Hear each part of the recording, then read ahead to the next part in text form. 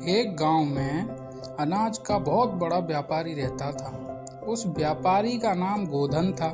गोधन के यहाँ 2 मजदूर काम करते थे, जिनमें से एक का नाम था सत्तू और दूसरे का नाम था हीरा। सत्तू और हीरा दोनों ही अपने सेठ गोधन के वफादार और ईमानदार व्यक्ति थे।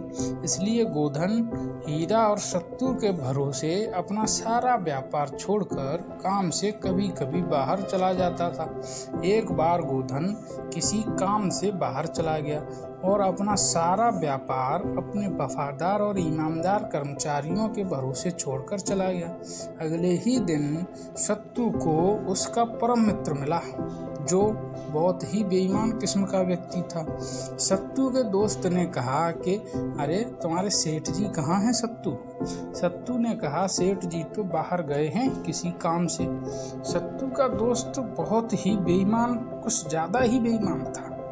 उसने सत्तू को भड़काते हुए कहा, सत्तू क्या यार, तू भी पूरे दिन मेहनत करता है और तेरा सेठ तुझको इतना कम पगार देता है।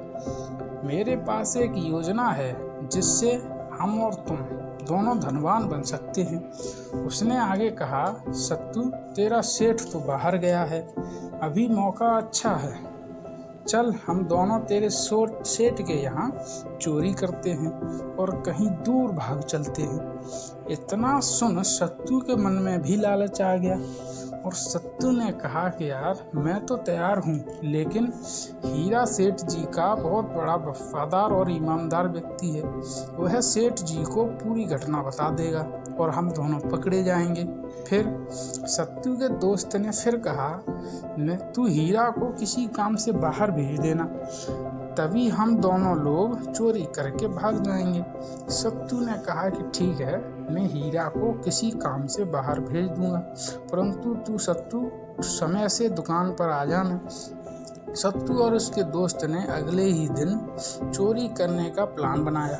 अगले ही दिन सत्तू ने हीरा को बाहर भेज दिया और थोड़ी ही देर में सत्तू का दोस्त भी उसी अनाज की दुकान पर आ गया और सत्तू और उसके दोस्त ने मिलकर अनाज की चोरी की और सारे अनाज को एक गाड़ी में भरकर ले गए और अनाज को दूर किसी शहर में ले जाकर बेच दिया।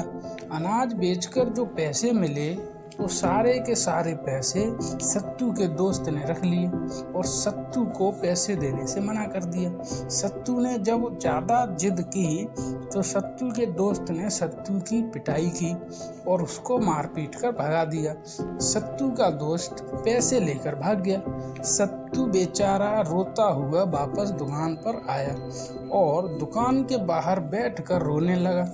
तभी दुकान पर सत्तू का सेठ गोधन और हीरा भी वापस आ गए और उन्होंने दुकान को खाली देख सत्तू से पूछा कि सत्तू, दुकान का अनाज कहाँ है? सारी की सारी दुकान खाली पड़ी हुई है।